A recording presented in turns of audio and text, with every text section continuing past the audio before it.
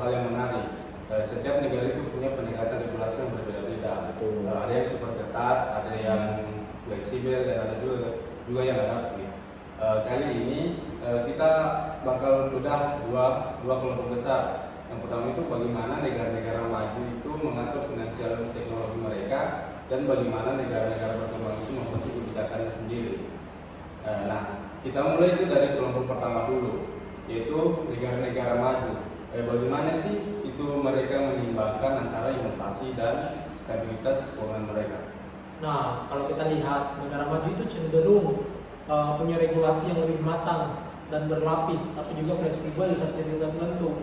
Misalnya seperti di Amerika Serikat. Di Amerika Serikat itu mereka itu menerapkan pendekatan rules based, aturannya itu detail dan ketat, tapi juga terfragmentasi karena diatur oleh banyak lembaga, mulai dari Federal Reserve sampai regulator negara bagian.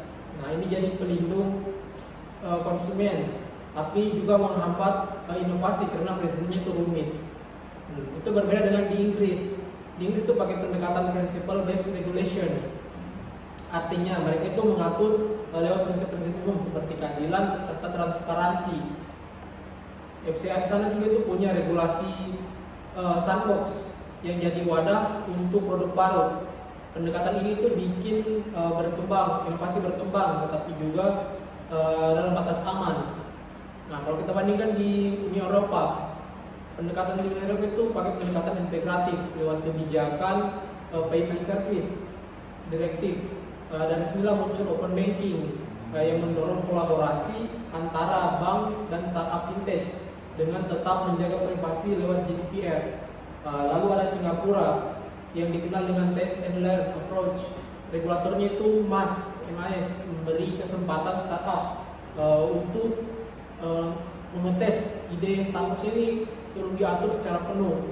Nah, pendekatan ini itu efektif buat menyeimbangkan risiko serta inovasi. Dan terakhir itu dari kelompok negara maju, Tiongkok. Nah, Tiongkok itu awalnya longgar, biar inovasi berkembang cepat. Tapi setelah risikonya itu naik tinggi, sektor peer-to-peer lending dan kasus penipuan, jadi pemerintah Tiongkok itu langsung menetapkan aturan. Sekarang itu mereka menggunakan pendekatan reaktif dan thinking, termasuk menunjukkan mata uang digital resmi. Jadi negara ini menggambarkan spektrum lengkap dari yang super detail sampai yang sangat adaptif. Wah, menarik ya. Jadi negara-negara maju itu cenderung fokus pada sistem dan stabilitas, tetapi mereka itu tetap berinovasi lewat prinsip dan sandbox.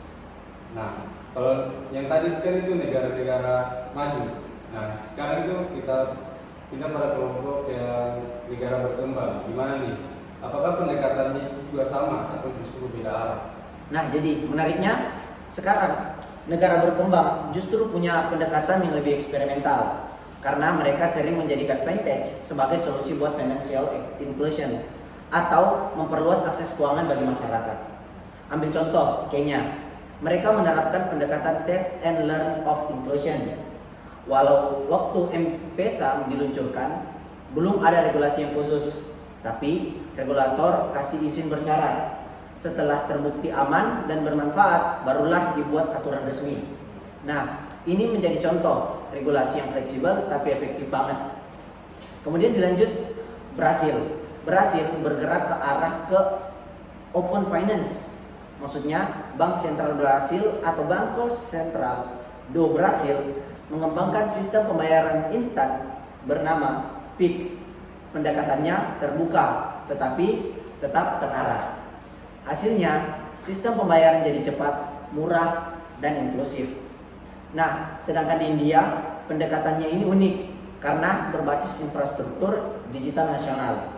Mereka bangun India Stack yang terdiri dari Aadhaar untuk identitas digital, UPI untuk pembayaran instan, serta IKYC untuk verifikasi. Jadi, regulasi mereka tidak hanya mengawasi, tetapi juga menyediakan fondasi teknologi agar inovasi bisa berkembang dengan aman. Nah, terakhir di negara kita, Indonesia, pendekatannya disebut dengan hybrid proporsional, yang artinya inovasi dikasih ruang lewat regulatory sandbox OJK dan BI. Tetapi pengawasan dilakukan sesuai dengan tingkat risikonya. Startup baru diberi bimbingan dan ruang uji coba. Sementara pemain besar diawasi lebih ketat. Pendekatan berusaha menjaga keseimbangan antara pertumbuhan dan stabilitas sistem keuangan.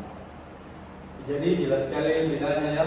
Negara maju itu berkembang dari kebutuhan untuk menjaga sistem yang sudah mapan, sedangkan negara-negara negara berkembang itu berfokus pada inklusi dan percepatan inovasi. Tetapi ujung-ujungnya itu sama, keduanya itu butuh regulasi dan adaptif yang seimbang. Nah itu betul itu. Kuncinya adalah balance. Jadi kebebasan berinovasi itu naik, keamanan juga harus naik. Nah, dan jangan lupa kolaborasi antara regulator, pelaku industri, dan masyarakat juga menjadi hal yang penting. Karena tanpa dialog, regulasi bisa ketinggalan zaman. Tadi kan kita udah belajar nih tentang regulasi dan kebijakan fintech di berbagai negara. Dan ada juga sedikit penjelasan dari negara Indonesia. Nah, sekarang kita mau tahu dong lebih dalam tentang regulasi dan kebijakan fintech di Indonesia.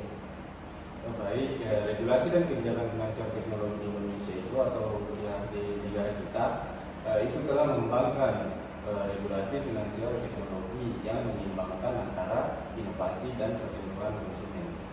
Contohnya itu kayak Otoritas Jasa Keuangan dan Bank Indonesia. Itu menjadi dua regulator kunci dalam mengatur layanan finansial teknologi sesuai dengan bidangnya masing-masing. Contohnya, OJK itu untuk di finansial teknologi lending dan untuk investasi. Sedangkan Bank Indonesia itu untuk di sistem pembayaran digital seperti penyelenggara e-wallet, kayak QR payment. Kan OJK dan BI itu melakukan perizinan dan pengawasan berbasis kehati-hatian. Nah, apa itu perizinan dan pengawasan berbasis kehati-hatian? Kita contoh pada OJK.